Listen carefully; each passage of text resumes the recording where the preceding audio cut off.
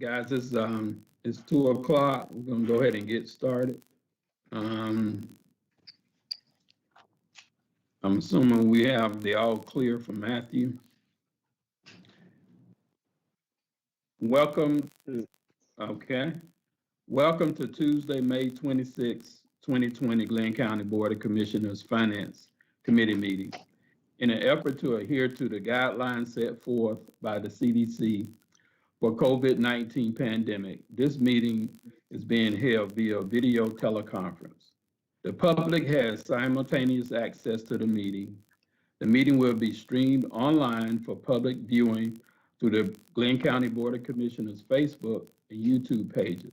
Commissioners, remember to mute your microphone when you're not speaking. Before we move to the roll call, I want us to take a moment for invocation. Let us pray. Heavenly Father, come before you, bow heads and humble heart, thanking you for this day. Thanking you, Heavenly Father, for this community. Thanking you, Heavenly Father, for the people in this community. Heavenly Father, we thank you for all the blessings you bestowed upon us. We thank you, Heavenly Father, for the hearts that are knitted together, Heavenly Father, in your name. And Heavenly Father, we ask that you continue to protect us from not just this virus, but all hurt, harm, and danger, Heavenly Father. Please watch over our first responders, Heavenly Father, and their families. We ask all these things in Christ's name. Amen. Amen. All right, we're going to start with a roll call. Commissioner Alan Booker here. Commissioner Bill Brunson. Here. Commissioner David O'Quinn. Here. Mr. Thornwell Parker.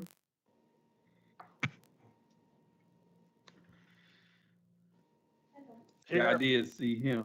Okay. I'm sorry, I was muted. I'm sorry.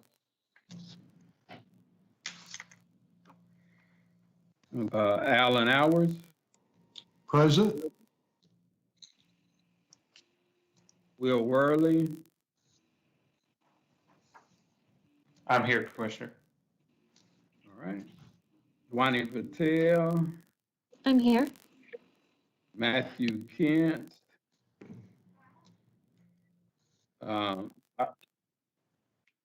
Okay. Byron Jones. It's not here, sir. Okay. Tamara Munson. Tamara. I'm here. I'm here. Okay, I'm forever messing your name up, dear. I'm happy to hear that you're here with me. Judy Donegan. I'm here. Chief Randy Jordan. Present, sir. Mr. Dave Austin. Here, sir. Catherine Downs. I'm here. Tiffany Hill. And this is Catherine, and I'll be covering for her. Okay. Lisa Greganis. I'm here, Commissioner Booker. All right. John Kertron. I'm here. Steve Usher. I'm here, sir. Deborah Brandon, I'm sorry. Deborah. Commissioner, sorry. All right. Jeff Chapman. Jeff's not online, sir. Lisa Bunkley will present for him. Okay, Lisa is here. I'm here. Okay. Ron Glisson. Carrie Toller. I'm here for Ron Glisson. Okay. Okay, Carrie, you're here. Okay. Yes, sir. Jerry Mullis. Hey, Hey. Jerry. I'm here. Aura Reed. Present. Pam Thompson. I'm here, Commissioner. and Paul Andrews. I'm here, Commissioner. Okay. Any additional staff? Not on my list. All right. Eugene's Police Department is online, sir. And Vicky Okay, Lynn, our procurement aide, she's online, officer. and who, Vicky? Vicky Lane, yes, sir. Okay, I'm here, Commissioner. all right. All right, let's get started. Any changes to the agenda? Mr. Chairman, I move we accept the agenda as is. Second. Okay, I have a motion and a second. We'll take the vote by asking each of you individually. Please state your name first and then your vote. Commissioner Booker is yes. Commissioner Brunson, Brunson? yes. Commissioner O'Quinn, yes. All right. Item 2 on the minutes. Any changes to the previous minutes from April 28th, 2020 Finance Committee meeting? Not. I'll entertain a motion. Mr. Chairman, I move that we accept the minutes of April 28th Finance Committee. Brunson, second. Okay, it's been motion and seconded. Okay, we'll take the vote. Booker, yes. Brunson, Yes. O'Quinn, Yes. okay. Public safety items, item 3, consider recommending the Board of Commissioners approve a support agreement with Stryker in the amount of $55,575.20 with funding to be provided by the FY21 Emergency Rescue Operating Budget. Chief Jordan. Yes, sir. What this Stryker agreement would do for us, it is the maintenance and repair agreement on all of our monitor defibrillators, the Lucas CPR devices, the AEDs owned by the county. What this does is keep our equipment in compliance. It allows us annual calibration, annual testing, and reduces the liability to the county thus far. In addition to this, this also takes care of our power lift stretcher maintenance and part of the lift systems. So this covers a great deal of material for what we have. The only issue I have as we bring this forth is under the funding source is to eliminate the 521200. That is because the money is located in a separate account, in a different account. But it is budgeted so far in the 2001 or the 21 EMS budget. Okay, Judy, could you explain that, that last part? Well, Judy may not have picked up on it. I didn't until today. Yeah, Judy? I'm not even sure what he's talking about there. I apologize for that, but That's two of us. the 521200 is professional services. Correct, and there's money in that, and the money in technical services. Technical services last year had this line item in it. So it was moved this. This is Tamara Munson. I believe it's in the repair and maintenance account in fiscal year 21. Yes, ma'am. That's what I was getting ready to tell them. We just had the wrong number written down. And he's referring to the account number that is on the funding source. It's not in your motion. It's just on his memo on funding source. Right, I just want to make sure that we're approving it to come out of the right accounts, and we don't have to come back and do this. So as long as it doesn't affect us making a voting on it today, Will, is this, do you see any problems with it? No, sir. I think they're just simply saying they just want to correct the account number that they're bringing the money out of. It's in the FY21 Emergency Rescue Operating Budget. Is that right? Yes, sir. I can fix this right now. I move to recommend the Board of Commissioners approve the support agreement with Stryker in the amount of $55,575.20 with funding to be provided by the FY21 Emergency Rescue Operating Budget. Second. Okay, it's been motioned and seconded. We'll take the vote. Booker, yes. Brunson, Yes. O'Quinn. Yes.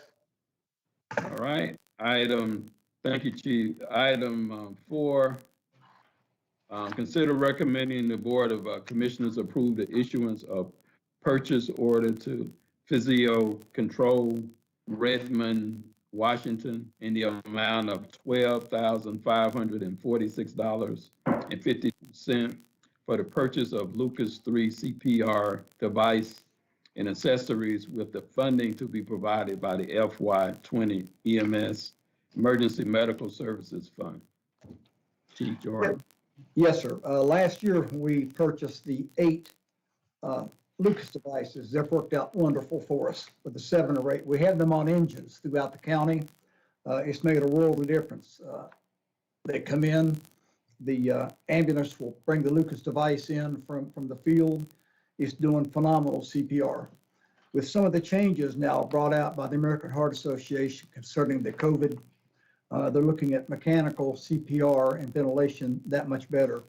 We have money left over from a capital purchase of an ambulance and small tools in capital to the tune of $12,334. We would like to take that excess capital and purchase another Lucas device to place on Rescue 11, which is in downtown Brunswick. That being the closest unit, it's the last to get the Lucas device. We would make up a $212 difference out of our budget for this year. Okay. Commissioners? If no questions, then I'll entertain a motion. Mr. Chairman, I move to recommend the Board of Commissioners approve the issuance of a purchase order of Physio Control Redmond, Washington, amount of $12,546.52 for the purchase of 1 Lucas 3 CPR device and accessories for the funding to be provided by FY20 EMS Emergency Medical Services Fund. Second. The motion and seconded. We'll take the vote on item 4. Commissioner Booker, yes. Commissioner Brunson, Yes. Commissioner O'Quinn. Yes. Okay.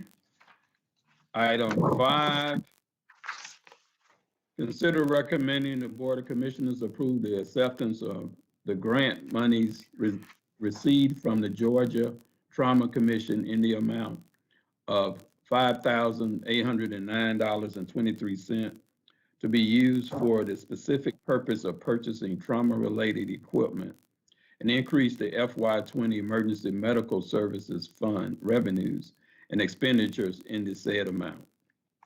Chief Jordan. Yes, sir. This is a reimbursement grant for equipment that's already been purchased by the county. It included 2 AEDs, automated external defibrillators. It included interosseous needles, which run us almost $100 a piece, that are commonly used on critical patients. So this equipment has already been purchased. It is in use. This is simply a reimbursement. Okay, commissioners. Mr. Chairman, I'll go out on a limb here and move to recommend the Board of Commissioners accept the grant funds from the Georgia Trauma Commission in the amount of $5809.23 to be used for the specific purpose of purchasing the trauma-related equipment that's already been bought and increase the FY Emergency Medical Services Fund revenue expenditure to the same amount. Second. It's been motioned and seconded. We approve item 5. Commissioner Booker, yes. Commissioner Brunson, Yes. Commissioner O'Quinn. Yes. Okay. Thank you, Commissioner. Item 6. Thank you, Chief. Commissioner 6, I'm sorry, item 6. Consider recommending the Board of Commissioners approve the extension of the contract for services with the Emergency Communications Network, ECN, to provide for the communication of essential information to ensure the safety and preparedness of citizens during threatening situations in the amount of $18,840, with funding to be provided by the FY21 E911 budget. Steve?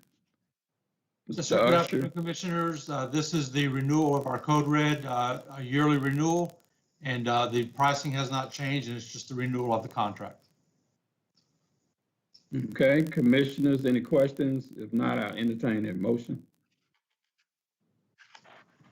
Mr. Chairman, I move to recommend the Board of Commissioners approve the extension of the contract for services with the Emergency Communications Network to provide for communication of essential information to ensure the safety and preparedness of citizens during threatening situations in the amount of $18,840, with funding to be provided by the FY20 E911 budget.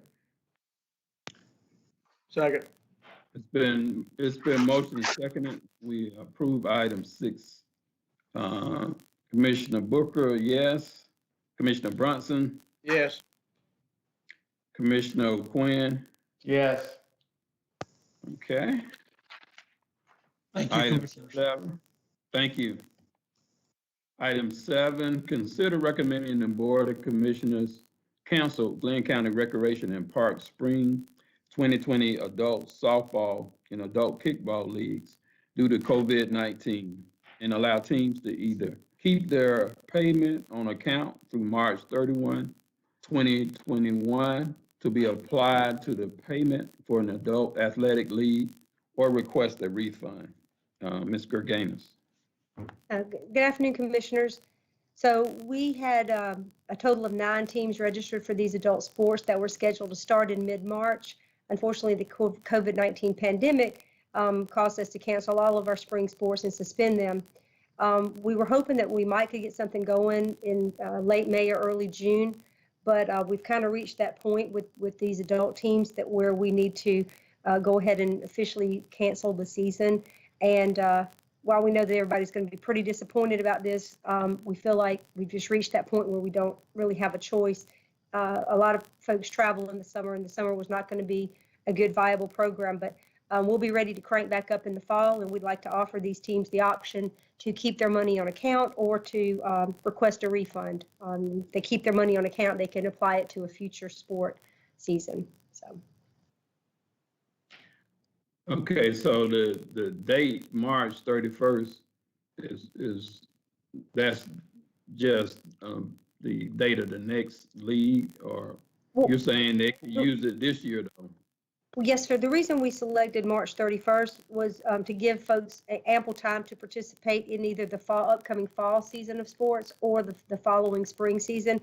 But after that point, if they did not request a refund or participate in the program, then then the funds would be just deposited into the county budget. But any teams that have not been requested or issued a refund by the end of the current fiscal year, those funds would be transferred to a FY 2021 liability account, and that would reduce our FY 2020 revenue. But that would be applied. That would be what teams would use that we would apply that payment to FY 2021 sports. So basically, that covers them for another full year of activities. But they can also request a refund if they'd rather, and we could issue a full refund. Okay. Any questions, Commissioners? Mr. Chairman, I move to recommend the Board of Commissioners cancel Glynn County Recreation and Parks Spring 2020 Adult Softball and Adult Kickball Leagues due to COVID-19 and allow teams to either keep their payment on account through March 31st, 2021 to be applied to a payment or for an adult athletic league or request a refund. Second. It's been motioned and seconded that we approve item 7. Take the vote. Commissioner Booker, yes. Commissioner Brunson, Yes. Commissioner O'Quinn. Yes. Okay. Item 8, consider recommending the Board of Commissioners cancel Glynn County Recreation and Parks Spring 2020 Youth Softball League due to COVID-19 and give participants the option to keep their payment on account through March 31st, 2021 to be applied to payment for a youth athletic program or request a refund. So we have youth softball. Yes, sir. Is that softball or baseball? This is used to softball. Yes, sir. We had 248 folks registered for this program. And again, just like with the adult sports, we were suspended these activities in mid-March, really before the season got started. We actually conducted an informal survey of our participants kind of around maybe April 20th, April 25th. And while we got a really good positive response that people would be willing to play if we could get something going mid-May through early June, mid-June, unfortunately, our window of time to offer that program kind of started closing on us with some of the guidelines that were extended through the end of May. So we've kind of reached that point where we really have no alternative but to cancel the program. Folks were real excited about the possibility of playing in June, in late May and June, but most of them were not available when July came rolling around because they had other commitments. So, and similar to what we've offered for the adult programs, would offer the youth softball participants the same opportunity to either keep their funds on account to be carried forward or to request a refund. Okay. Commissioners, any questions? If not, entertain a motion. Mr. Chairman, I move to recommend the Board of Commissioners to Glynn County Rec Parks and Spring 2020 Youth Softball League due to the COVID-19 and give participants the option to keep their payment on account through March the 31st, 2021 to be applied to payment for a youth athletic program or request a refund. Second. It's been motion and seconded that we approve item 8. Commissioner Booker, yes. Commissioner Brunson, Yes. Commissioner Quinn. Yes. Okay, item 9. Consider recommending the Board of Commissioners cancel Glynn County Recreation and Park Spring 2020 Youth Baseball League due to COVID-19 and allow participants to either keep their payment on account through March 31st, 2021 to be applied to payment for a youth athletic program or request a refund. Ms. Gorganis. Yes, Commissioners, the same scenario as with the other sports. We had 548 people registered for the baseball program and unfortunately had to suspend it. And although the response was positive, again, about wanting to try to do something mid-May through June, most of those folks just could not make that commitment past that time frame. And again, with the ban on large gatherings of more than 10 in place through May 31st, it just did not leave us a lot of time to be able to coordinate that league and to really reach out and see how many people would actually play for a 3-week season into June. So very disappointing to all of our staff, like I've said previously, and to reach this point. And I will say for the youth sports, jerseys were ordered for the teams. They were not distributed. So our plan would be to hopefully use most of those uniforms moving forward into next spring. A lot will depend on the sponsors and the age of the teams and that sort of thing. But we do plan to utilize those uniforms as much as we possibly can next year.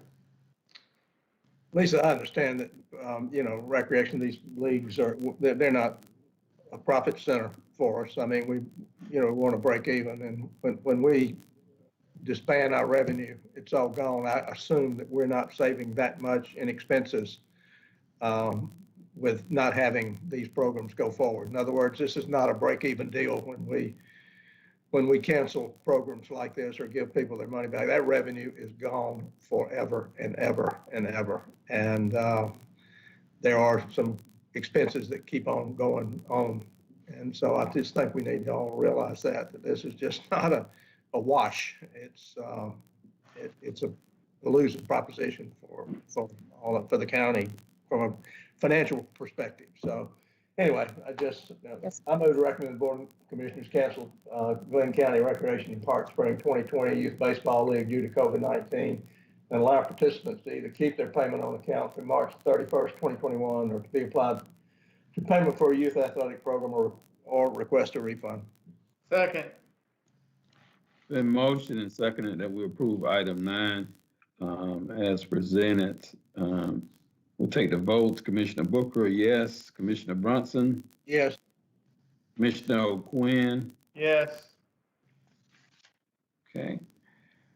Thank you, Ms. Gergaines. Tax Commissioner item 10, consider recommending the Board of Commissioners approve or deny from Mr. Thornwell Parker that school property taxes paid on parcel number 06-00092 for tax years 2017, 2018, and 2019 in the amount of $11,130.87 be refunded. I believe it's Carrie here. It's Lisa. Lisa, I'm sorry. It's okay. Via phone conversation between Arlene Sapp and Mr. Thornhill Parker, he is requesting school tax paid to be refunded to him. He stated he misunderstood the criteria and thought the exemption was based on federal adjusted income. However, it is based on Georgia taxable income. The Office of Tax Commissioner was not negligent in the collection of these taxes.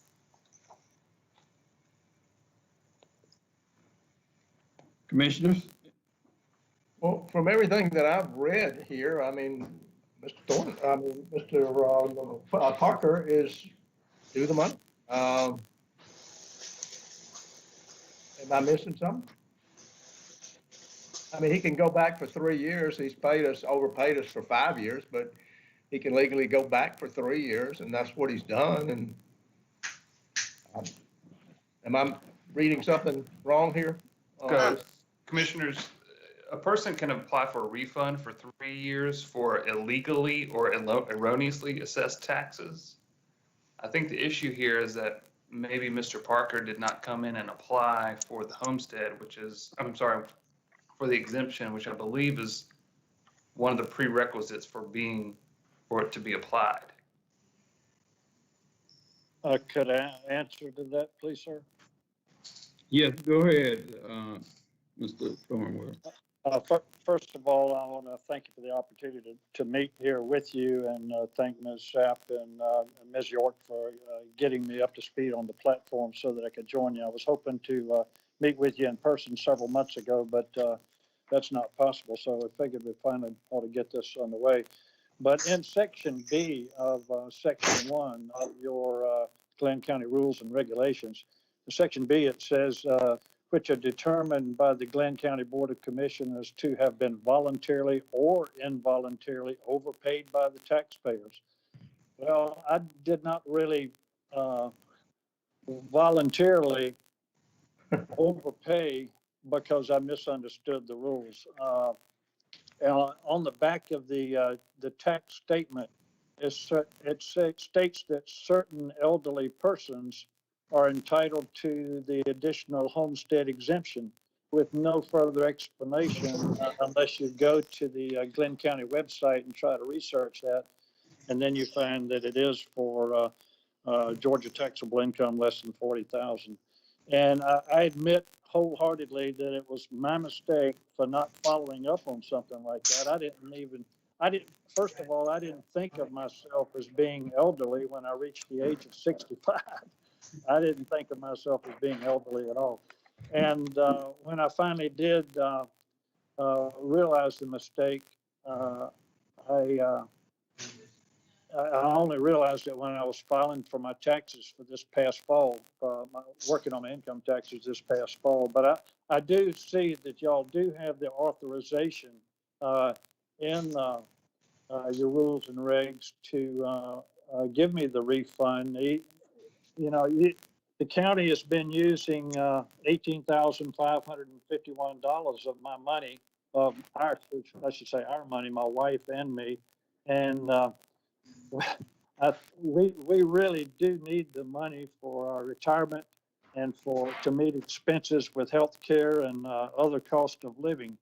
And I really do think you have the authorization to give the refund of at least for the last 3 years for the $11,130.77. I wouldn't expect you to to try to circumvent your regulations and give me the full refund for the 5 years. But I sure was in hope that you would do what I think is the right thing and at least refund some of the money that I overpaid over the last 5 years, at least for the last 3 years anyway. I know the county is maybe hurting some money with this virus going around and everything, but individual taxpayers like myself and my wife that have faithfully paid taxes over the years, we desperately need the money, I think, more so than the county. So I certainly appreciate your consideration. Thank you.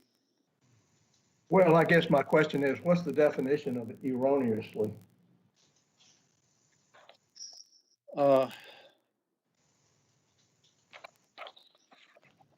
Commissioners, traditionally erroneous, so it's, the statute is erroneously assessed. So traditionally under, some of the case law that's out there, they had the wrong property. The person who they tried to assess the taxes against is not the correct owner of the property. I don't think it's really in the realm of, it's not necessarily meant to address homesteads or exemptions from taxes like this. Or, for instance, if Mr. Parker had applied for the exemption, been granted the exemption, but had gotten a tax bill for the school portions anyway, that would be an erroneously assessed tax. I think the situation you have in front of you right now is one of the prerequisites for being eligible for this exemption is to apply for it. And I think you have one of the, most people apply. You have one of the prerequisites that have not been adhered to in order to grant the exemption. Well, the way I read Section 1 is it's either A or B, and B doesn't have anything to do with the county erroneously collecting my taxes. Section B really is all about me having voluntarily or involuntarily overpaid the taxes.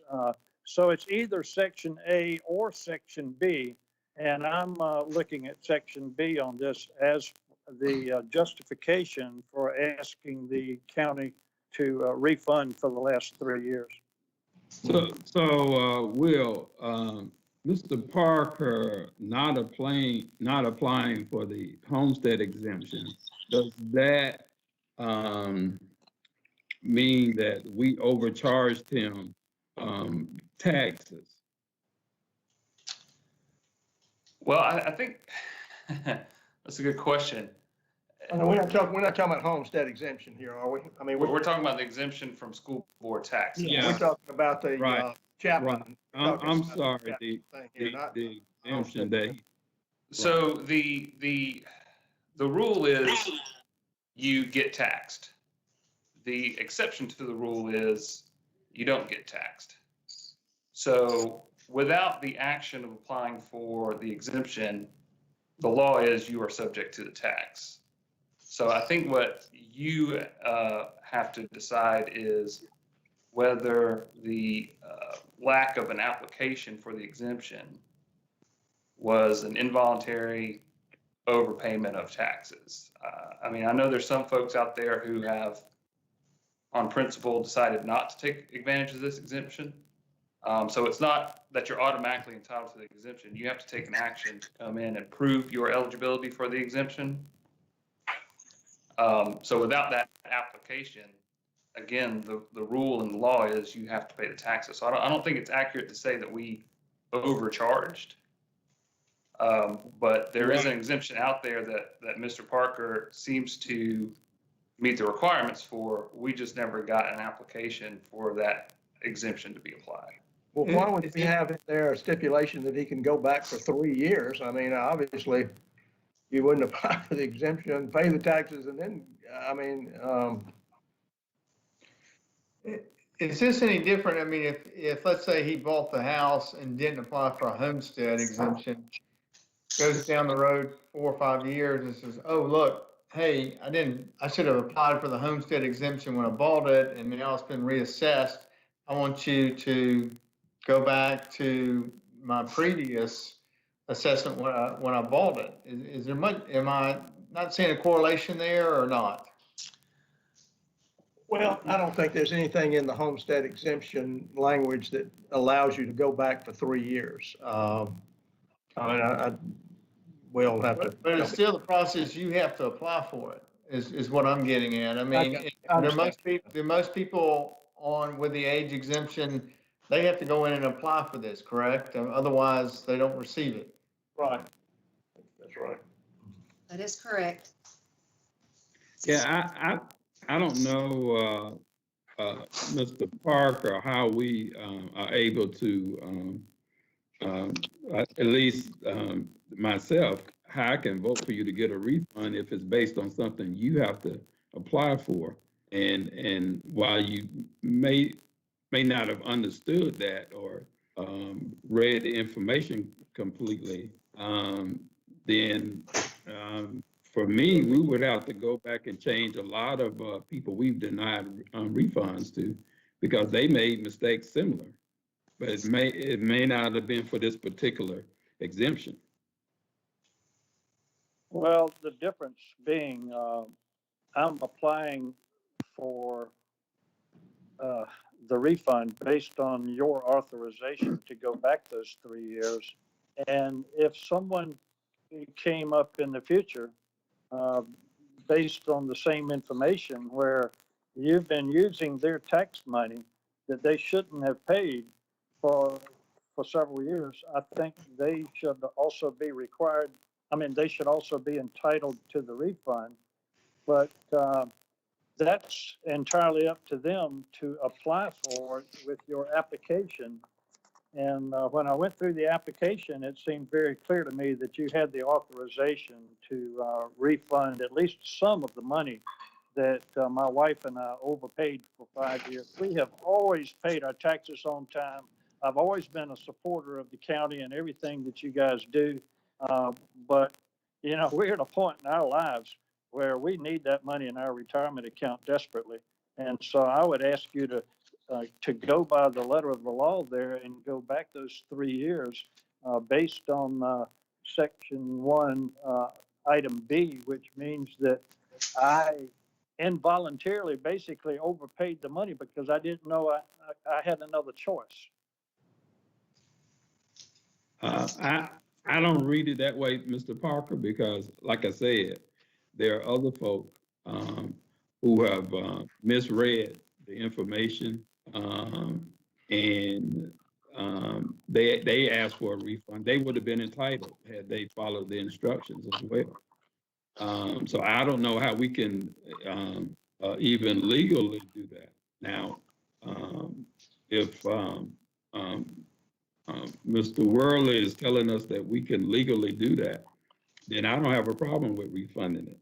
But I just don't see it based on if you can apply for something and we can't interpret it for you or make you apply for it.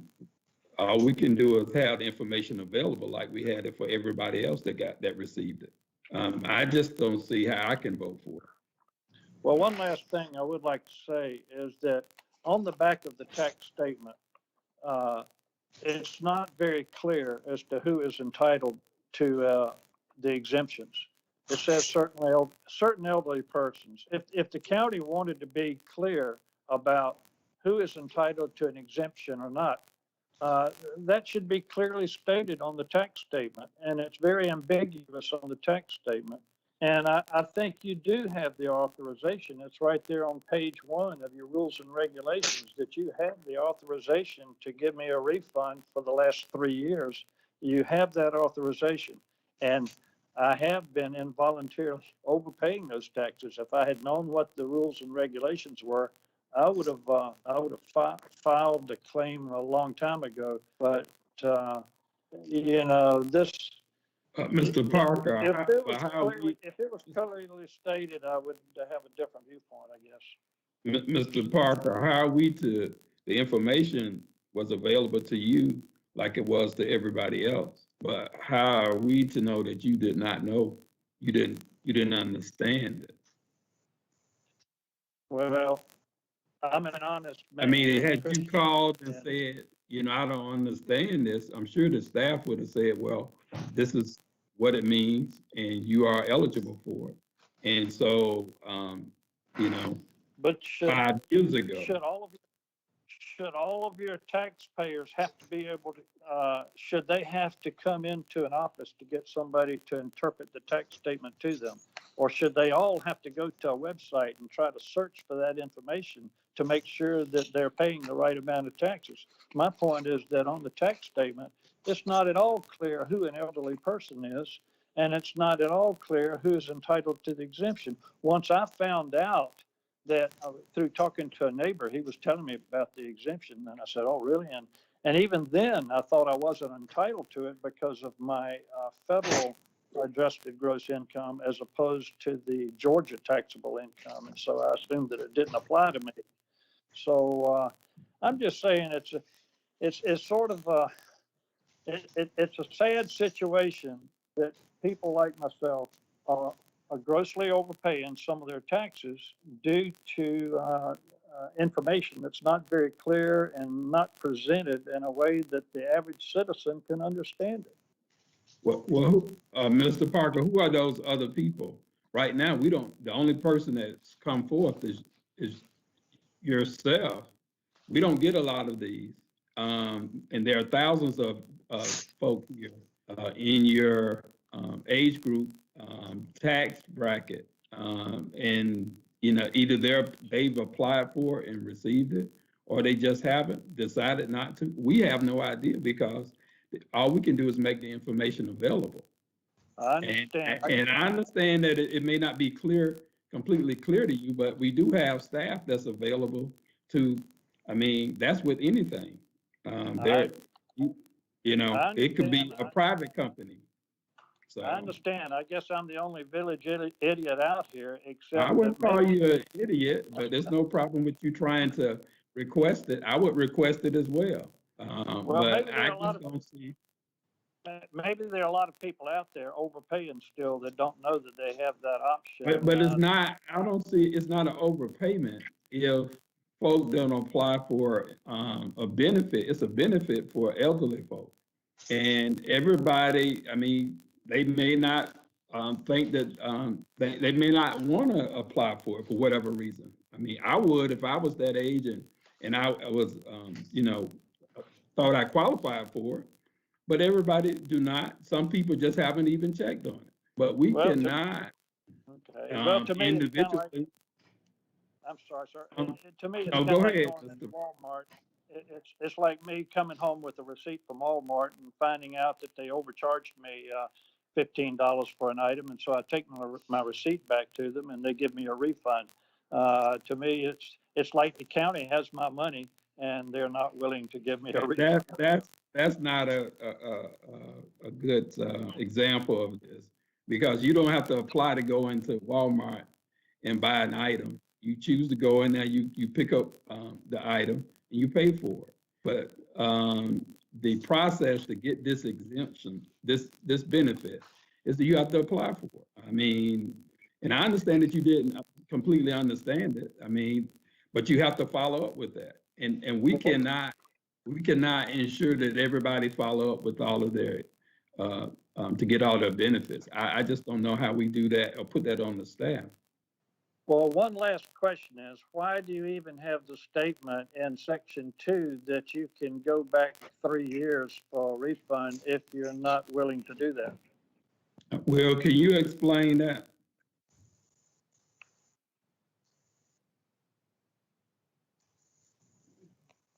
Commissioners, I believe Mr.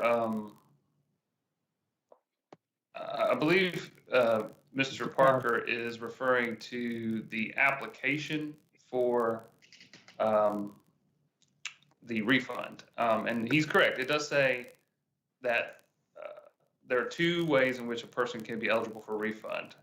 The taxes were erroneously or illegally assessed against them, or the taxes are determined by the Glynn County Board of Commissioners to have been voluntarily or involuntarily overpaid. So you do have a certain amount of discretion here to determine whether they were involuntarily or voluntarily overpaid. But it's up to the board to make that determination. Okay, right. Well, that's why I'm saying, Mr. Parker, I think it's unfair to others who have made a similar mistake. They didn't apply for a benefit. And I don't think that's on the county or the staff to ensure that people apply for all their benefits. Our job is to make it available, the information. Now, if we were hiding it, then I could see that.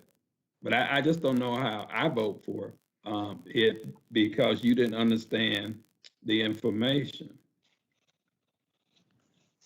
Well, my point originally when looking at this thing, and certainly I'll have to defer to council, but was that he is applying for it. He's applying for it right now. And he's got an option there that says on this piece of paper that he can go back for 3 years. And again,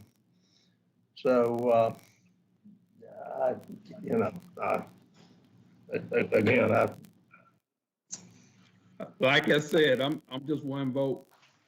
I think we would have to do that for others. And I agree, Commissioner. And it could be a precedent set here. I'm the last one that wants to do something like that. But this is a very unique situation. Other places don't have this vision.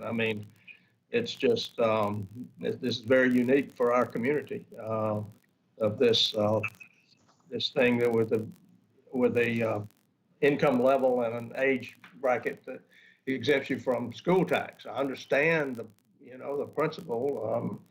Mr. Parker probably hasn't had kids in Glynn County schools in a while, if he has at all. And so that's, that was the thought behind putting this bill out there. But again, I'm sort of torn here. I don't know which way. So ultimately, we need to go to the Board of Commissioners with this. I'd like some more information or a chance to research this a little more. I'm leaning towards not thinking that we should approve it, but I do have a few questions. I have some research things I'd like to research a little bit more before I actually make a decision on it.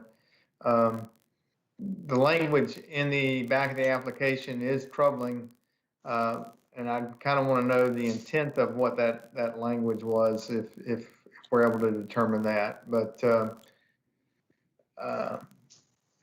I'd like to think about this more too, Mr. Chairman. Can we defer? Yeah, I don't have a problem.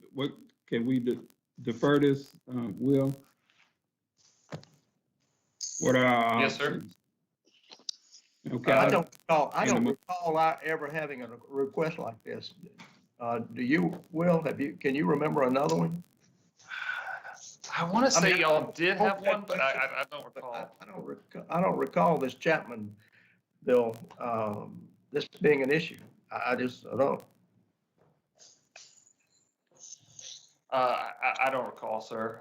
So, y'all could defer this to your next Finance Committee meeting. You could defer it to the Board of Commissioners without a recommendation and try to get the info and answers you're looking for between now and that meeting.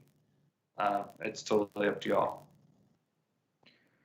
Well, my recommendation would be to defer to the next finance meeting and review it at that point. And I have some questions, some things I'd like to run down and have a better understanding before I say yes or no on it. So, Mr. Chairman, I ask that make a motion we defer item number 10, either approve or deny Mr. Thornwell Parker's tax refund for 2017, 18, and 19 to the next finance meeting for further discussion. Second. Item 10 has been motioned and seconded for deferment to the next Finance Committee meeting. We'll take the vote now. Commissioner Booker, yes. Commissioner Brunson? Yes. Commissioner O'Quinn? Yes. Okay, Mr. Parker, we're going to see if we can find some other information, and hey, if there's a way to do it, then we'll see if we can get it done. If not, then we'll let you know at the next meeting. Well, thank you, commissioners, for letting me be here, and please let me know if you need any further documentation or information from me. I'll be more than happy to provide you whatever you request. And thank you so much for your time. All right, thank you. Okay, next item, item 11, property appraisal items. Consider recommending the Board of Commissioners approve the real and personal property corrections and exemptions as recommended by the Board of Assessors and the Chief Appraisal at their Thursday, May 7, 2020 meeting, with clarification that this does not approve a tax refund. Okay, who is here? Ron? Carrie, I'm here for Ron. Okay, Kara, I called you earlier. All That's right, go ahead. Okay, what we've presented to you are 6 different reports, correction exemptions for you to consider. They're all pretty standard requests, what we usually provide. There's nothing out of the ordinary, unless you have any questions. Any questions? I have no questions. Okay.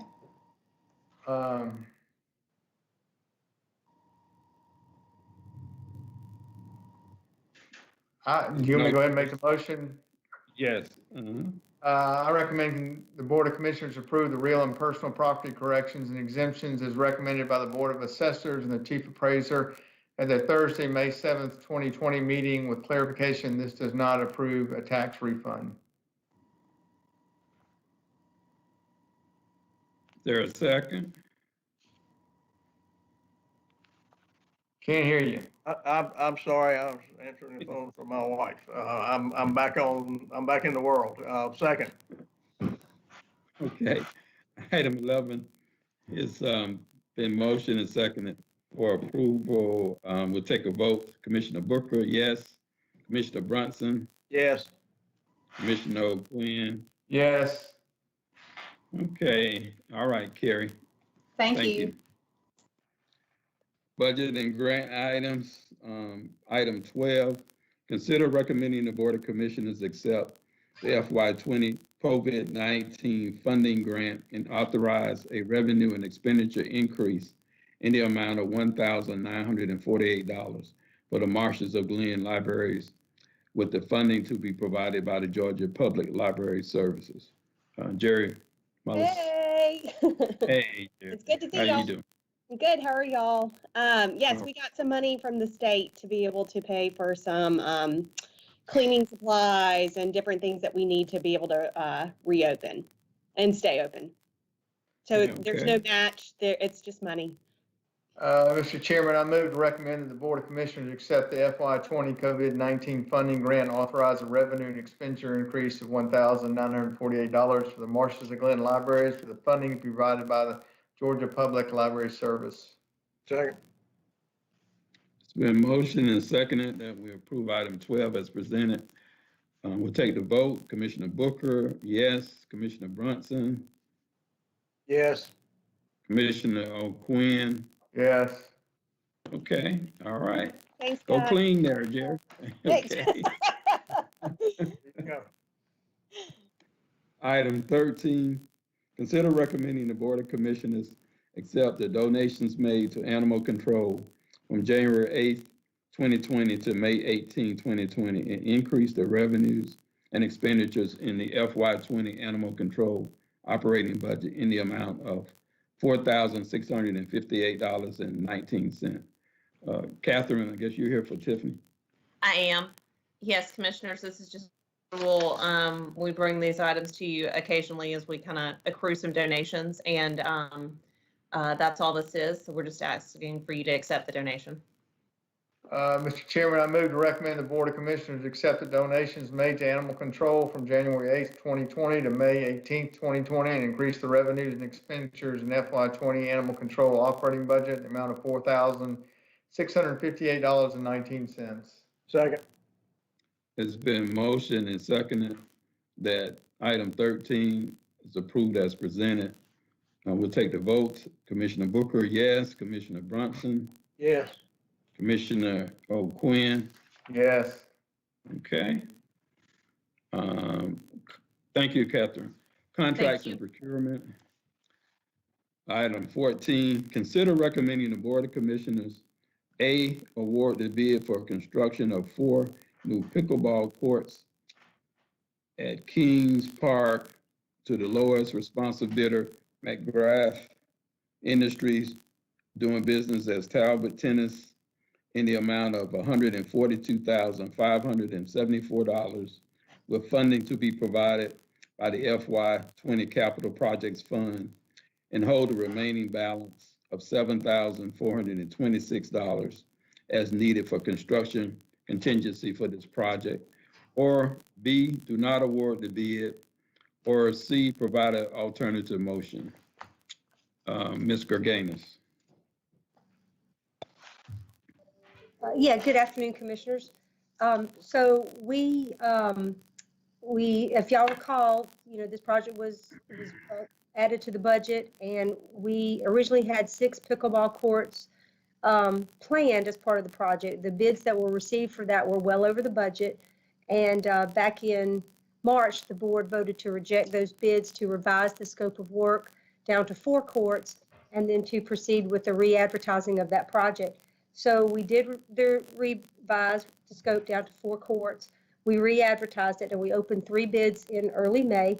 The bids were McGrath Industries, DBA Talbot Tennis for $142,574, Platinum Paving and Concrete LLC for $158,434.27, and then United Grounds Maintenance Services Inc. at $185,380.59. McGrath Industries was the lowest responsive bidder and has many years of experience constructing tennis and pickleball courts, and has successfully completed several projects for the county. So we, basically took what you guys had, as a board had recommended that we do, and we put it back out to bid, and that's the results of the rebid. And so we're just bringing that forward today for your consideration. Okay, Commissioners, what do you all want to do with this? Mr. Chairman, I have been a proponent of the pickleball court since the inception, a strong proponent, and still am. I still am. I want to see those pickleball courts built over there. I want to see the tennis courts refurbished. I want to see all that happen. But I'm sitting here with a fiscal year county budget 2021. I'm looking at no cost of living increases. I'm looking at hiring freeze, potential furloughs. We've postponed our SPLOST. We're talking about reduced county services, and we're not having a fireworks show. Not because of the money, but because of the potential COVID-19. But all this is predicated on this COVID-19 and uncertain revenues. I mean, obviously, we're not having recreation revenues are not going to be there. Revenues from the court isn't going to be there. It's just uncertainty. And with all that having said, I just don't know how in the same sentence you advocate spending whatever, building new pickleball courts at this time. And my recommendation would be to just put this project on hold now till we can at least determine some certainty of what our potential revenue stream is. I sent the commission a thing from Epworth a couple of weeks ago, and a dramatic decrease in their revenues from April of 2019 and into tens of thousands of dollars to less than $30 in April of 2020. And I'm not saying it's that dire everywhere, but it's going to be something that is we just don't know.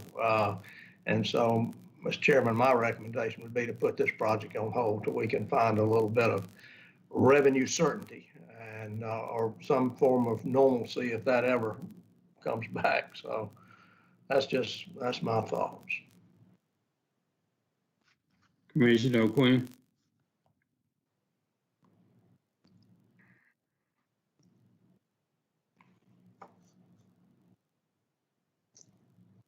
Hit your mute button, David. Yeah, you're on mute. All right, there we go. I have to concur with Commissioner Brunson, everything that he said. it's just an uncertain time, and that funding comes out of the fund balance. It wasn't budgeted in, so I have big problems with it in that regard. So that's where I stand. Okay, I concur. So I entertain a motion. Mr. Chairman, I move that we, I don't know whether you defer this or not, or put this project on hold until a future date when we can ascertain some certainty with our potential revenue stream. Is that motion legal, Will? Commissioners, I think you need to dispose of this one way or another. I think those bids are only good for a certain amount of time. Froze up, Will. Can you hear me? I can hear you now. Okay. I think you have to vote up or down. I believe that the bids are only good for a certain number of days after they're opened.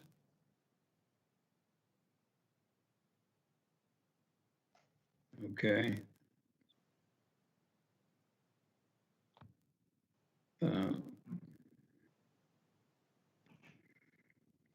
So Will was saying that it's only good for a certain number of days. Then I guess we need to. Okay, it had number C there, provide an alternative motion. So I guess that what you're looking for, Will, is option B there, do not award the bid. So I would have to make a motion that we do not award the bid. Second. It's been motioned and seconded that we do not award the bid for item 14. We'll take the vote now. Commissioner Booker, yes. Commissioner Brunson? Yes. Commissioner Quinn? Commissioner Booker, I'm going to abstain on this vote, and the reason why is because I have a family member that lives adjacent to that park, and I've received some criticism that I can't be impartial on it. So I think it's best that I abstain for voting on this because of that reason. Okay. All right. That's 2 yes and 1 extinction for item 14.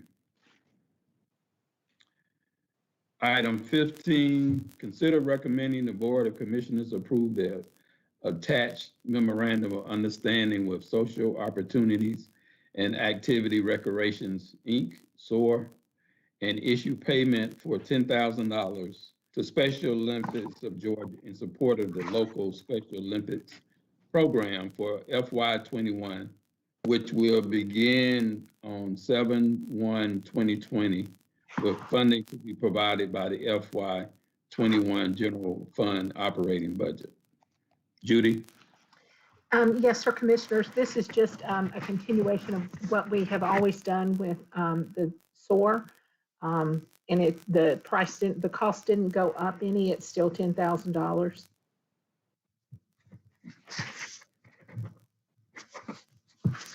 Okay. Commissioners, any questions? Not, entertain a motion. Mr. Chairman, I move to recommend the Board of Commissioners approve the attached memorandum of understanding with Social Opportunities and Active Recreation, Inc., SOAR, and issue payment of $10,000 to Special Olympics of Georgia in the support of local Special Olympic programs for FY21, which will begin 7/1/2020, with funding to be provided by the FY21 General Fund operating budget. Second. It's been motioned and seconded that we approve item 15 as presented. We'll take the votes. Commissioner Booker, yes. Commissioner Brunson? Yes. Commissioner Quinn? Yes. Okay. Item 16, consider recommending the Board of Commissioners approve and execute the FY21 contract with Brunswick Judicial Circuit Public Defender in the amount of $557,314. Judy. Yes, sir. This is just as normal, the public defender's budget. It does show an increase of $1,458 for FY21 over FY20. How much was the increase? $1,451 or $58, excuse me, $1,458. Okay, commissioners, any questions? Not entertain a motion. Mr. Chairman, move to recommend the Board of Commissioners approve and execute the FY21 contract with the Brunswick Judicial Circuit Public Defender's Office in the amount of $557,314. Second. It's been motioned and seconded that we approve item 16 as presented. We'll take the vote. Commissioner Booker, yes. Commissioner Brunson, Yes. Commissioner O'Quinn. Yes. Okay, item 17, consider recommending the Board of Commissioners consider recommending the Board of Commissioners accept the proposal for property and liability coverage and risk management services and approve the contract with Association County Commissioners of Georgia, Interlocal Risk Management Agency for said services at a cost of $753,421 for the July 1, 2020 to June 30th, 2021 period, and flood insurance for selected buildings at $23,148 with funding to be provided by the general fund. Ms. Orr Reed. Good afternoon, Commissioners. Yes, we submitted issued an invitation for bid for property and liability coverage back in February for the July 2020 to June 2021 period. This would be a contract with a base year and then 4 option years as we've done in the past. We received one bid from ACCG Irma for the amount that you stated, for $753,421 and $23,148 for the flood insurance for selected buildings. This coverage is the same as we've had in the past, so there's no difference in the coverage or in the contract at all. But it was just time for the last option year was up, so it was time for us to reissue another bid. Okay, and Bill brought up about the $50 million in coverage, business interruption coverage. Is that part of the package? That is part of the package. That's always been a part of the package. And that's really for machinery, boiler and machinery equipment break down and cause an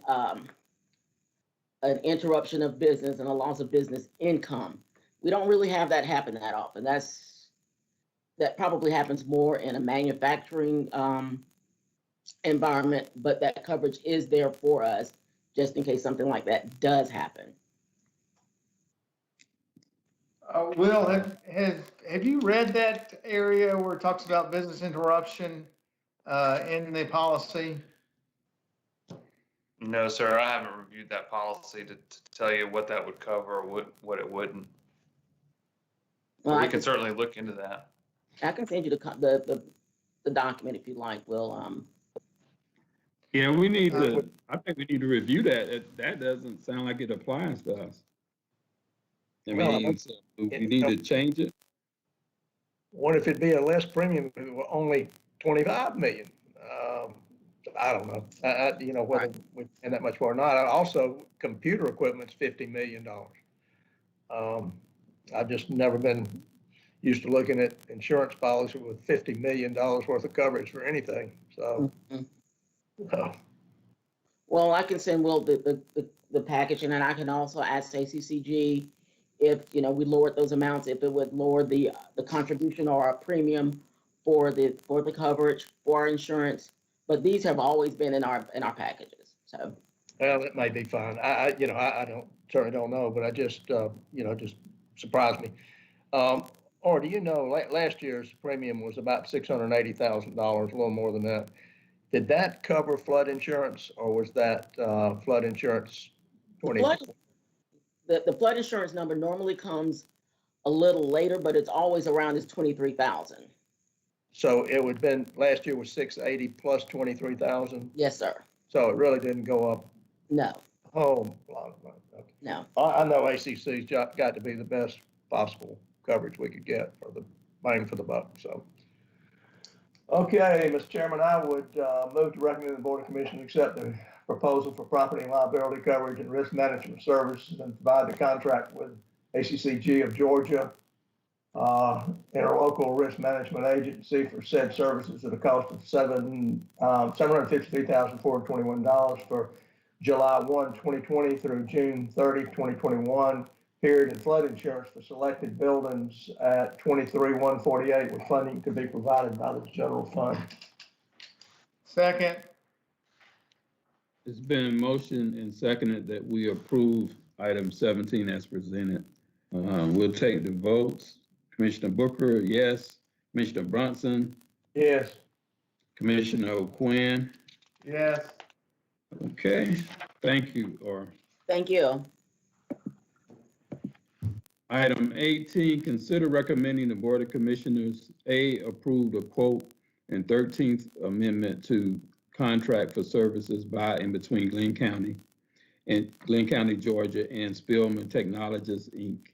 for the interface to LexisNexis CopLogic solution for the cost of $10,375 with funding provided by the FY20 Information Technology Capital Budget. B, approved agreements and purchase of the LexisNexis CopLogic software not to exceed $17,280 annually with funding provided in the FY21 IT police operating budget. And C, approved to opt in on the buy crash agreement to receive $5 for each accident report sold through the Buy Crash website to offset the cost of the LexisNexis CopLogic software, all subject to the county attorney's approval. John?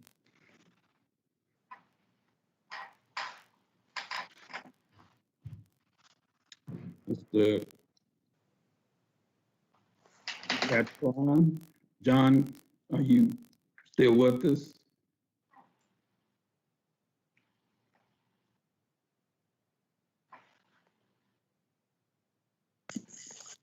Hey, Commissioners, this is Deborah. John is supposed to be on here, but he may be having technical difficulty again. So I guess I can speak on this, and maybe John will join us before it's over. Manager having technical difficulty. That's encouraging. We're in trouble. Go ahead. But anyway, this is for software for the police. We tried to get this software in 2018. It was for citizens to be able to do online reports, police incidents reports, like somebody had their mailbox damaged, some non-violent crime. And the company that we had issued the PO to decided to rewrite the software and they canceled the PO. But this software is by LexisNexis, and it's called CopLogic, and we've seen demos. The city of Savannah's using it. I think City of Atlanta's using it. We think it would definitely be a benefit to the community and for the police officer. They estimate that it would lead to like maybe 30% of officers having to go and take reports on, incidents that's like nonviolent or below a low property value. And also, if somebody just say maybe they something was damaged and they don't know who did it or anything, they could actually wouldn't have to wait around for an officer to show up. They could just file the report themselves, and it would also save time with the officer not having to actually key in the report if person online did it. So we think this would really be a benefit to the county, especially with the COVID-19, trying to social distance. Also, there's a part to this with what's called buy crash. evidently when we signed the contract with the state for accident reporting, LexisNexis, they offered like a $5 back to the county for every accident report. And I think it was back during the time Chief Jordan was police chief, but he, for some reason, elected not to get the $5. So that would actually bring the cost of this system way down. And in the report, you see that they kind of estimate it would actually bring the cost of this program down to about $7,000 a year. And then you also see where we're requesting an interface from this program to our police RMS system so that they can review the reports within the police system. We also have Captain Smith on, I think he's online, and he actually saw the demo and he could speak to it also. Captain Smith, can you add? Yes. Yes, Commissioner. I saw the demo, and it would be beneficial to us. It would drop our call volume by approximately 30%. Now, when a citizen goes online to do the report, it's a series of questions they have to ask. If they ask the questions that should be answered right, then they can do the report online. If not, the report's going to tell them that they have to also come out to do the report itself. But basically, it's going to be for any kind of incident or criminal activity that's minor, that does not have an identifiable suspect, such as a hit and run, property theft, and so forth. And then with the body crash program, that would offset the cost because we'll be getting $5 back, like Deborah stated earlier, for each report. So how many reports do we have an estimate on that? Because you said something about the cost would go down to $7,000. Well, that's for the accident reports. Okay. They, last year, I think they said there was 2,122 requests for accident reports online. And I think that's what he based his figure on, that it would lead to about a $10,000 revenue. That's correct. Since we hadn't been getting our $5 for all these years, see if there's a clause in there where we can go back 3 years and collect our $5. We hadn't been getting. Same thing as with the taxes. Why in the world wouldn't we elect to get the $5? I don't know. The city of Brunswick actually gets their $5. I do not know why they did not elect to do it. We don't have that information. No. John, it's David O'Quinn. How, I don't mind paying for technology, but how do we how do you monitor once the technology, the software is purchased to determine if we're fully utilizing it to its best ability? I mean, is it, okay, we purchase it and we give it to the police department and then they got to figure it out. If they're like me, I probably need someone to help me figure out how to do it. I mean, what's the process and how do you follow up over time to be sure that we're using everything that is available to us in that technology or software? I think I remember reading about the Spillman system that maybe is, I can't remember exactly, but maybe the police department could be utilizing some of those functions a little bit better. And they may have already done that since the IACP report. But how do we monitor that over time?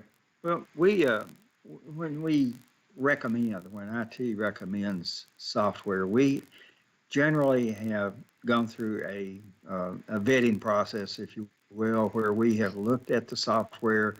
We've talked with the departments that would benefit from it or would use it. And we go through and try to determine if the functionality matches a need. It's kind of it's a fairly involved process, and if we do our job well, then we know what objectives we're trying to accomplish with the software and how it can be used.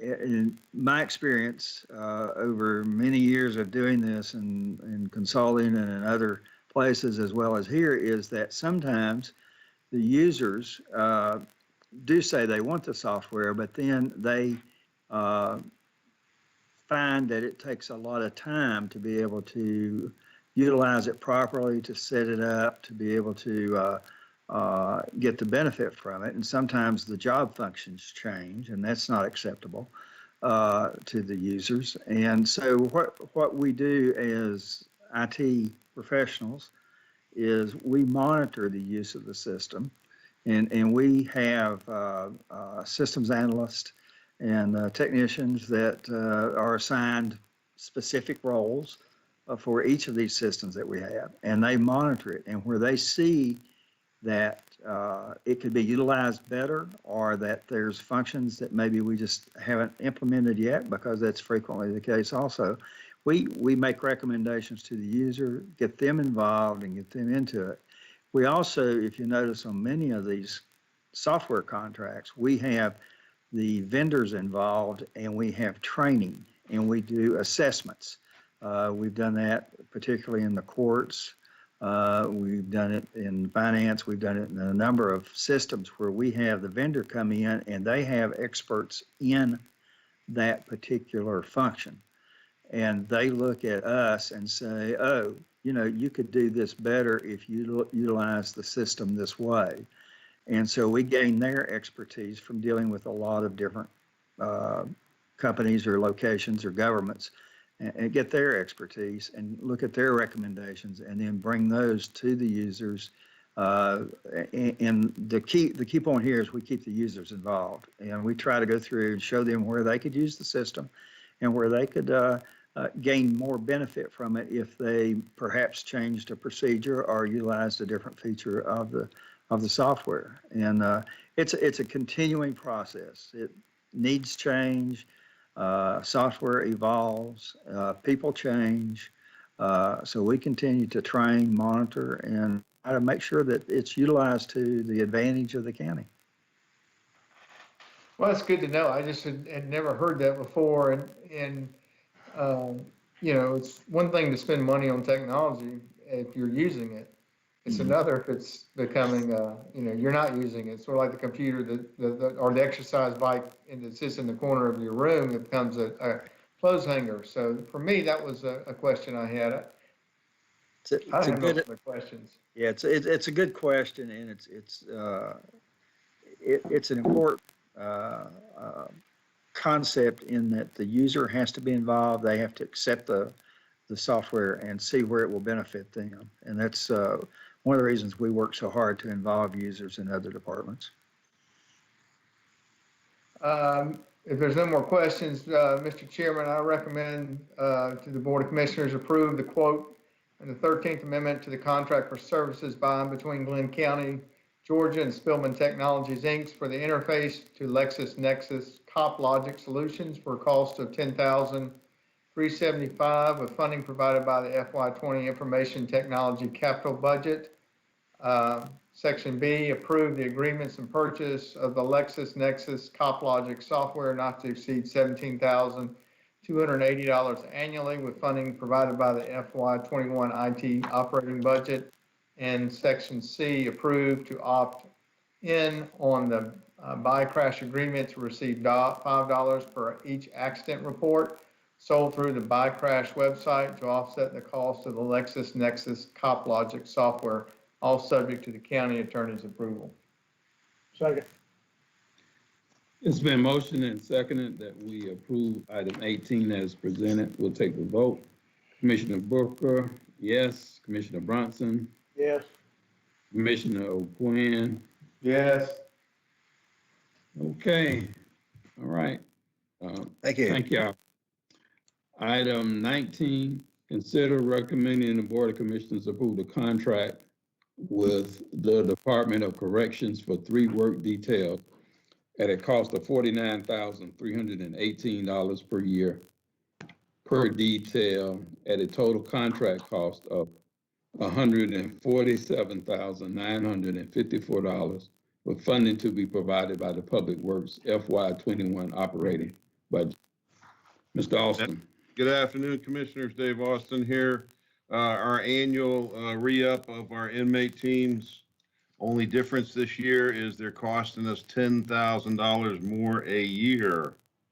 First increase that I've seen since I've been here. So we've been getting number 39 This year, they've jacked it up to 49. I still recommend that we to pay the 147. They do a very good job for us. They tackle a lot of high maintenance, high type of manual type labor stuff. Now, having said that, we have currently, during this COVID situation, we haven't had any inmate teams since the 19th or 18th of March. So we are having some sidewalks, some cutback issues, some drainage ditches that aren't getting as maintained, aren't being as maintained like we used to, like we'd like them to be. These, of course, we pay nothing for them if they don't show up. So, any questions? Any questions, commissioners? If not, I'll entertain a motion. Mr. Chairman, I move to recommend the Board of Commissioners approve the contract with the Department of Corrections for 3 work details at a cost of $49,318 per year for detail, and a total contract cost of $147,954 with funding be provided by the Public Works FY21 operating budget. Second. It's been motioned and seconded that we approve item 19 as presented. We'll take the vote. Commissioner Booker, yes. Commissioner Bronson, Yes. Commissioner Glynn. Yes. Okay, item 20. Consider recommending the Board of Commissioners award the bid for construction of a new animal control facility to the lowest responsible bidder, R.H. Tyson, Blackshear, Georgia, in the amount of $3,509,289, with funding in the amount of $1,328,000 to be provided by Splash 2016 and $2,181,289 to be provided by the general fund balance. Mr. Austin. So a famous commissioner once said that we'll have to bid this to find out what it costs. And so we did that. We got 9 bids from 9 good firms on the 11th of May. R.H. Tyson was the lowest at 3.509. Our next lowest was at 3.512, $3,000 away. We had 6 bids within 8% of each other. The bids are a little over the last estimate that our architect gave us at $3.2 million. Remember, our architect gave us 3 estimates. One was 2.5, one was 3.8, and the last one where he sharpened his pen was 3.2. I'm recommending that we take the remainder out of general fund balance and award the bid and get started with construction. Commissioners. Dave, for some clarity here, and Will, you need to weigh in as well. If we award the bid, can we legally approach R.H. Tyson and ask them for some help on value engineering?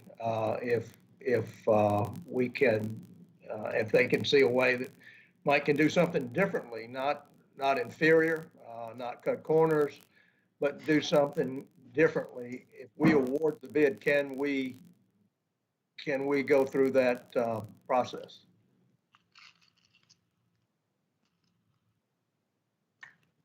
Commissioners, you can negotiate in a bid process like this only if the contract, the lowest bid, comes in above the budget for the project.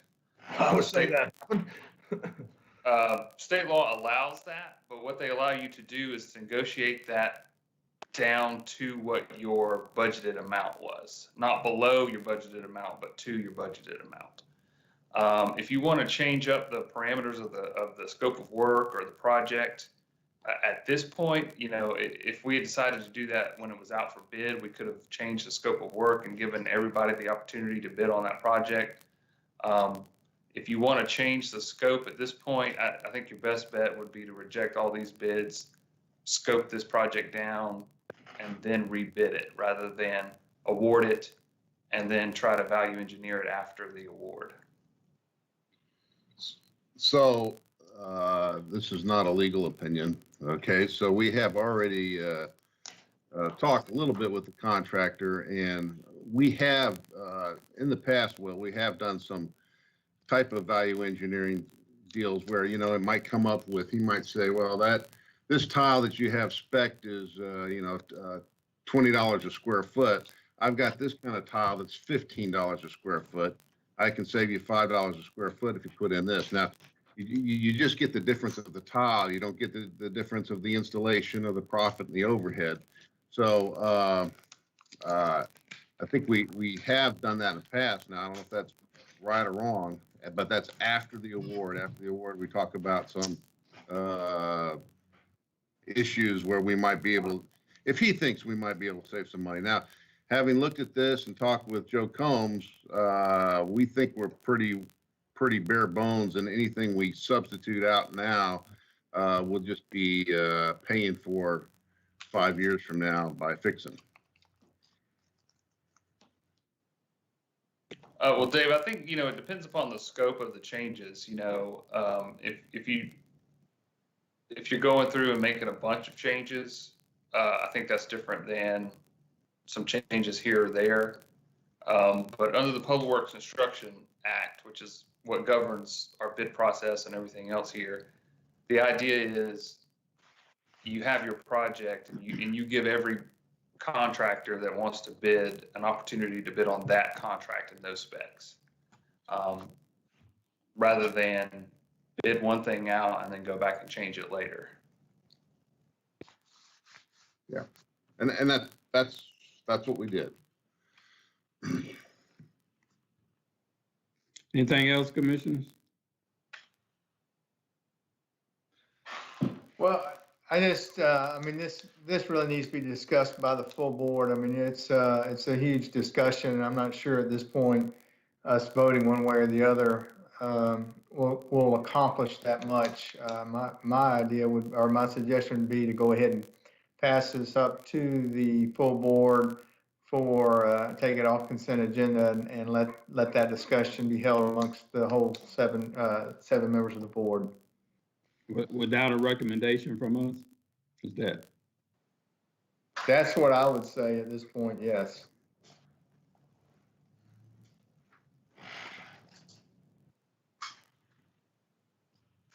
Okay. I entertain a motion. Oh, Bill, you have something to add? No, I mean, I just want to make sure we get the motion right, whatever we're trying to do here. I agree with David. I mean, three of us aren't going to decide this. I mean, this is obviously a big deal, and it's for the entire board to vet and to discuss and to have all the information they need from Will and Dave and to make a decision. So, Will, how we get it there? Commissioners, if you want this to go to the full board for discussion without a recommendation, I think you can just make a motion to forward it to the board without recommendation, and that could be your motion. Mr. Chairman, I recommend that we forward this proposal for the animal control facility to the full board without a recommendation from the Finance Committee. Second.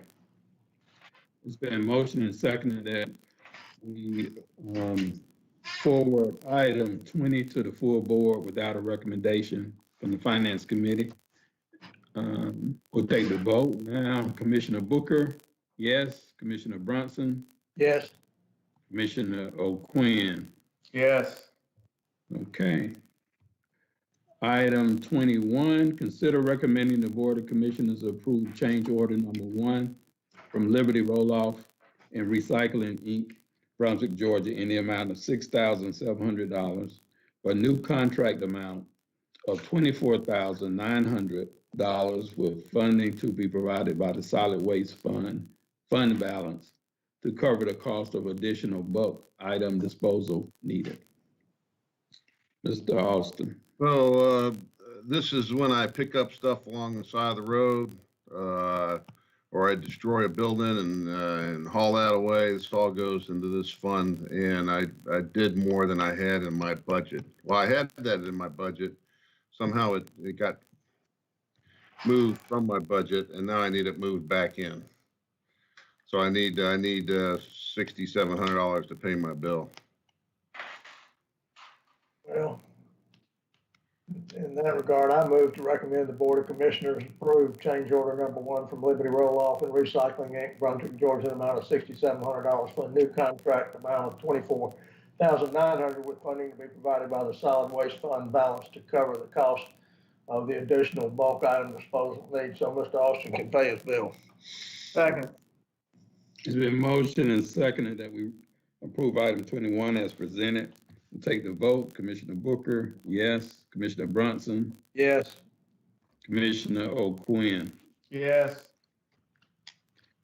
Item 22, consider recommending the Board of Commissioners exercise second-year option with Intercontinental Commercial Services, Inc., Swanee, Georgia, for county buildings custodial services, along with 3 change orders in the amount of $364,012 with funding to be provided by the FY21 facilities maintenance operating budgets. Mr. Austin.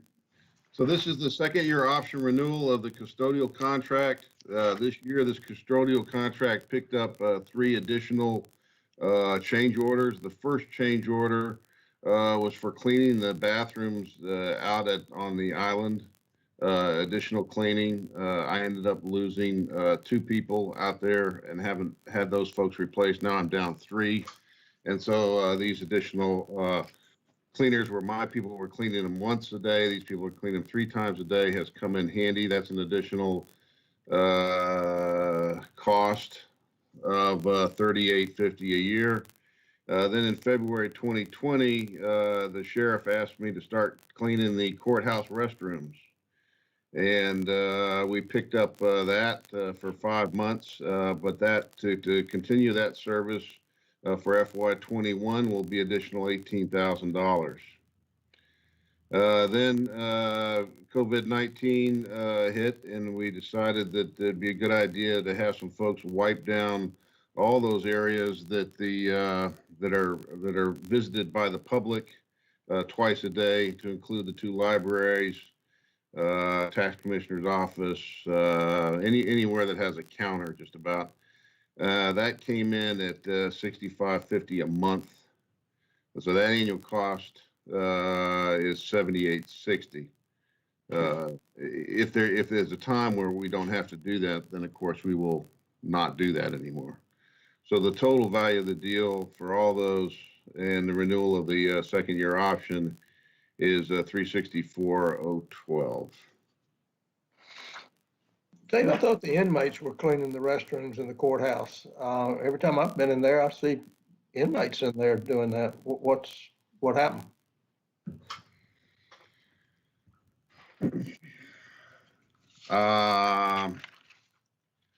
I'm not sure what happened. I know they clean a lot of the other stuff. Maybe they didn't have the female inmates, or they had some challenges. But I do know that we had some discussion, and our cleaners were doing a good job, and he asked us for some help, and we started helping. That's not really a good answer, is it? And then what did you say? What did you mean by not having any female inmates? I don't know if they did or not. I don't know what it was. I was just asked to help them clean the bathrooms, and so we went over there and helped clean the bathrooms. And I know they're very appreciative, both the sheriff's department and the folks that are frequenting the courthouse. So the male inmates can't do cleaning? I don't. I was just assuming. I don't. I think he's saying the female restrooms.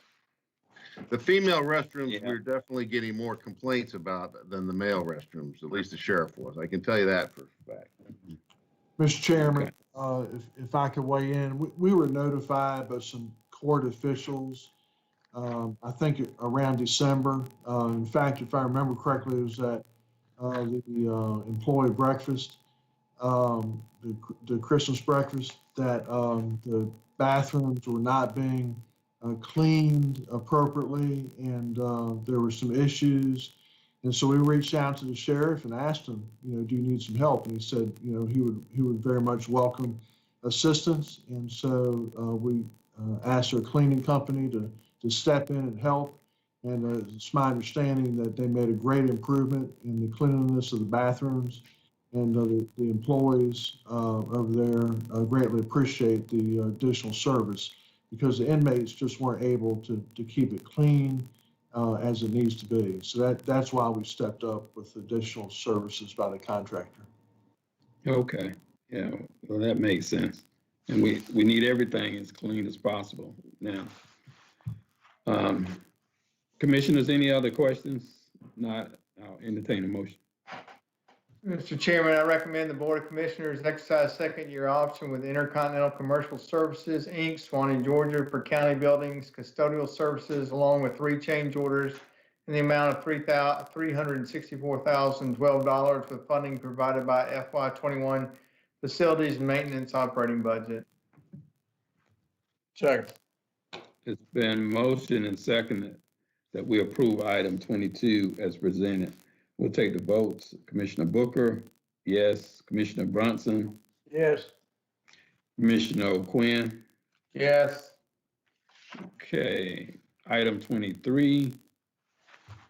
Consider recommending the Board of Commissioners award a contract for the Splosh 2016 Sea Island Road Ditch Piping Improvements Road Drainage Project to Plant Improvement Company, Inc., doing business as Seaboard Construction for a base bid of $359,759.62, plus a bid alternative of $73,342.15 for a total bid of $433,101.77, with funding to be provided by Splosh 2016, and approve reallocating $24,078.75 from Splosh 2016 major roads and residential streets, and $123,846.02 from Splosh 2016 Old Jessup Road construction to Splosh 2016 Sea Island Road ditch piping improvements. I had to read this about 4 times. What is this saying, Mr. Officer? So I have some slides for you to show this project. I think Dewani's going to put those up for me, and I'm going to try and tap through them. Basically, there we go. Request control. And so basically, I've taken some money out of some projects that we came in under budget, and I'm applying it to this project. And see if I can hit to the next slide. How does that go? Next slide. There we go. This is the current ditch. You see your Sea Island Road right here. The ditch is right here along Sea Island Road. This project is not for drainage. It's mainly a safety issue. I've seen at least one car in that ditch. This gives you the idea of what we're doing. We're also going to put a pipe across Hamilton. And then this is a large 54 diameter pipe here. It goes up 450 feet up the road. This is also what we had on Splosh 2020 to finish this project off. It's been, so we have a design, we have it permitted. Let's see if I can click to the next, where is it? So here's the actual project going all the way up 1,300 feet, which is where the ditch is shallower. But we're not going to make it that far. We're going to make it about a third of the way, and hope to put it on a future Splosh. This is what the pipe's going to look like in the ditch. I think it says 54 inches, pretty good sized pipe. So the roadway, you'll have a safe area on the side of the road at that position. And this gives you an idea of, here's Hamilton Road. Here's about 450 feet right here. And then we need to go the rest of the way up here, the rest 900 feet up to this point, up to right there in our next Splosh. we'll put it on our, as a project for you all to think about, contemplate. And so this is a SPLOST 2016 project. We had 2 bids, Seaboard Construction, you all know them, they do fine work. They do work all over the place. They came in at $433. The other company, Seaboard Construction, came in at $540. 2 bids. And that ends my presentation, I think. Dave, do you have the permits just for this section, or do you have permits for the whole 1,300 feet project? We have the permit all the way up. We're ready. If you want to give me all the money, I'll go do a change order, knock out the rest of it. You guys want to dig in your pocket? There's no chance. I mean, those permits, are they good for a number? How many years are they good for? I'd have to check that. It's one of those things you need to, you may need to refresh or renew. So we have a couple of these projects that we're going to have to come back in, after 3 years and not let them expire. Do you have a way to track that in Public Works? Develop Or something. just put on the bulletin board? We'll develop something. We have some, we've got a couple of those. The village drainage project's one. We have some issues on Ocean with piling that is another one, and this one would be one. So there are a few of them out there that we want to make sure we continue to update those. And then of course another one will probably be Pinnock Road. We won't be able to pave that whole road this time.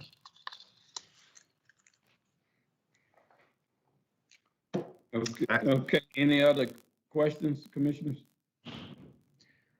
Mr. Chairman, I move to recommend the Board of Commissioners award a contract for the SPLOST 2016 Sea Island Road Ditch Piping Improvements Road Drainage Project to Plan Improvement Company, Inc., DBA Seaboard Construction for a base bid of $359,759.62, plus a bid alternative of $73,342.15 for a total bid of $433,101.77, with funding to be provided by SPLOST 2016 and approved reallocating $24,078.75 from SPLOST 2016 major roads and residential streets and $846.02 from SPLOST 2016 Old Jessup Road construction to SPLOST 2016 Sea Island Road ditch piping improvements. Second. It's been motioned and seconded that we approve item 23 as presented. We'll take the vote. Commissioner Booker, yes. Commissioner Bronson, Yes. Commissioner O'Quinn. Yes. Item 24. Thank you. Certainly. Item 24, consider recommending the Board of Commissioners approve the contract with Keep Golden Isles Beautiful in the amount of $51,924 with funding to be provided by the FY21 Solid Waste Fund operating budget.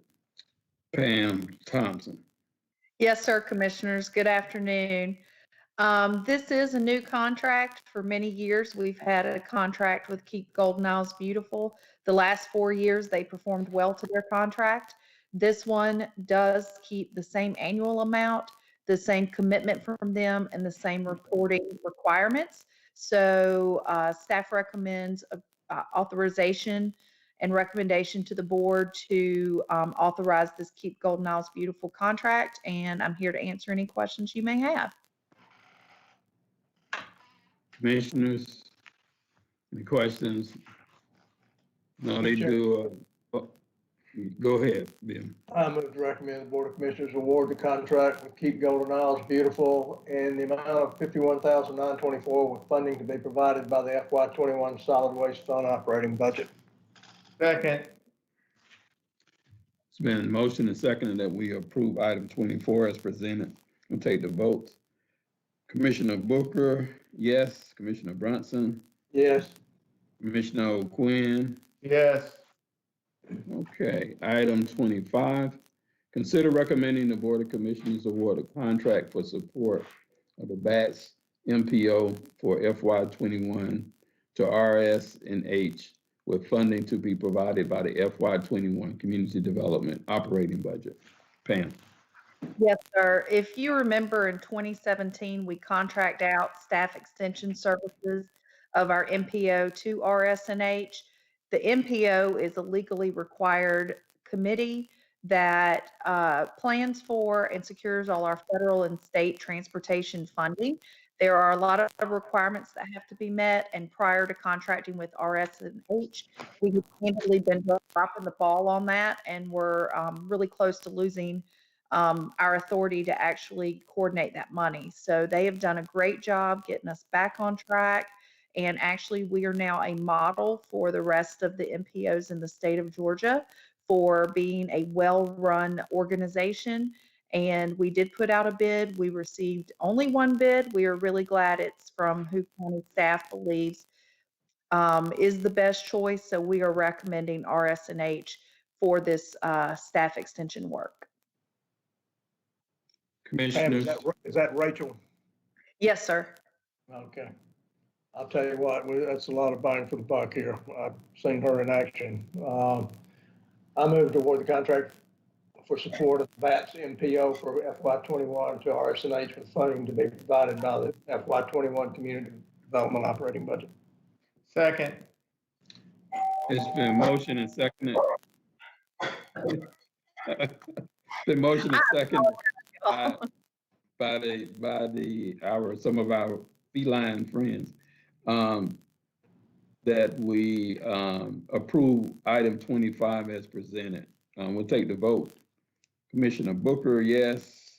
Commissioner Brunson. Yes. Commissioner O'Quinn. Yes. Okay. Item 26, consider recommending the Board of Commissioners exercise the third year option 2020 for the National Pollutant Discharge Elimination System, NPDES Phase 2 permit in the amount of $45,963 with funding to be provided by the FY21 Community Development Operating Budget. Commissioners, this is Paul Andrews, Community Development. This is a request to take next option year for the contract. This is a permit that the county operates under the state NPDES program. This contract does the monitoring and reporting necessary to keep active under that permit.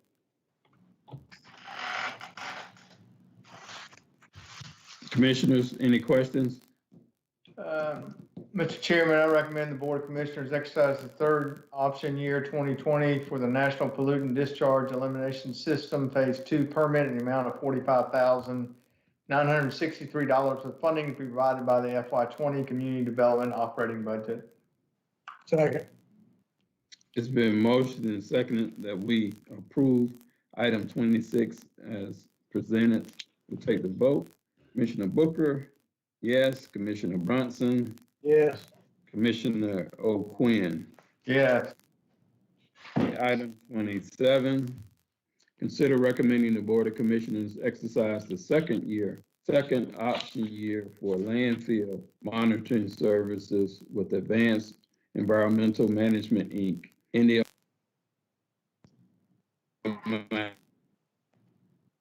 provided by the FY21 Solid Waste Fund operating. Pam or Paul? Commissioners, this is Paul Andrews again.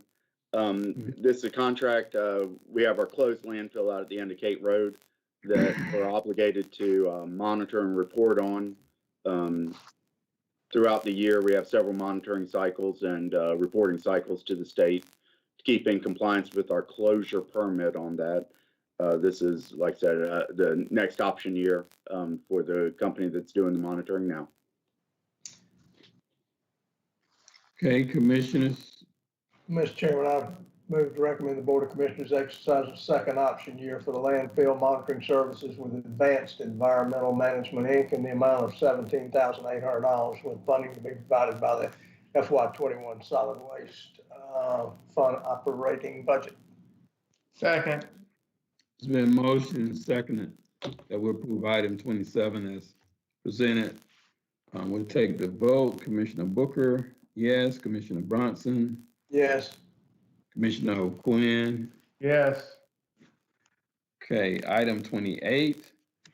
Consider recommending the Board of Commissioners award the contract for the full project scope base plus 3 bid alternatives of the St. Simon's revetment and rehabilitation project to the industrial company in the amount of $2,156,730 with funding to be provided by the FY20 Capital Projects Fund and will be reimbursed by the One Georgia Authority. Catherine? Good afternoon again, Commissioners. Yes, as you recall, we received $2.5 million from the state of Georgia for beach restoration activities. We were to use that money within a 12-month period. Unfortunately, we got held up a little bit by the Corps of Engineers waiting for a permit and missed kind of the construction zone or construction timeframe for this past non-turtle season. So we were granted an extension from DCA in February that would extend the grant for another year. This is the construction project for actually moving the rocks and restoring the revetment on St. Simon's Island. Okay. And that's the revetment in front of public lands, correct? Not private? Yes, yes, sir. Mm-hmm. Has there anything been, I know there were discussions about contacting adjacent property owners to the work that's being done to see if they were interested in extending over their property. Is that something that's being done or pursued by this company or? So right now, we do have that CDBG DR mitigation grant application in, where we're hopeful that that would fund the rest of the restoration activity. We should know about that grant on, I think it's under HUD review right now, and they are due to let DCA know on June 5th whether or not that project has been approved. So right now we're holding out for potential federal money coming down for the fulfillment of that project. Okay. Okay, commissioners, any more questions? If not, I'll entertain a motion. Mr. Chairman, I move to recommend the Board of Commissioners award the contract for the full project scope, base plus 3 bid alternates of the St. Simon's revetment and rehab project to the industrial company in the amount of $2,156,730 with funding to be provided by the FY20 Capital Projects Fund and will be reimbursed by the One Georgia Authority. Second. There's been motion and seconded that we approve item 28 as presented. We'll take the vote. Commissioner Booker, yes. Commissioner Bronson, Yes. Commissioner O'Quinn. Yes. Okay, that's all the items. I think we have item 20 around the animal control facility. We want that one to be not on consent agenda, right? Right. Mr. Chairman, I'd put pickleball on there too, so we can all share in the fun. Okay. All right. Judy or Alan, whoever put pickleball in animal control. Keep that off. That's why it took so long. I guess I threw it off. Okay. All right. Yes, sir. And this is Tammy, just to clarify, the item for Mr. Parker will be on the next Finance Committee meeting. Correct. Yes. Okay. Thank you, sir. Y'all have a wonderful day. All right. Mr. Chairman, I move that we adjourn the meeting. Second. It's been properly motioned and seconded to adjourn the meeting. All in favor? Aye. Aye. Y'all guys. Next time. Adios. All right.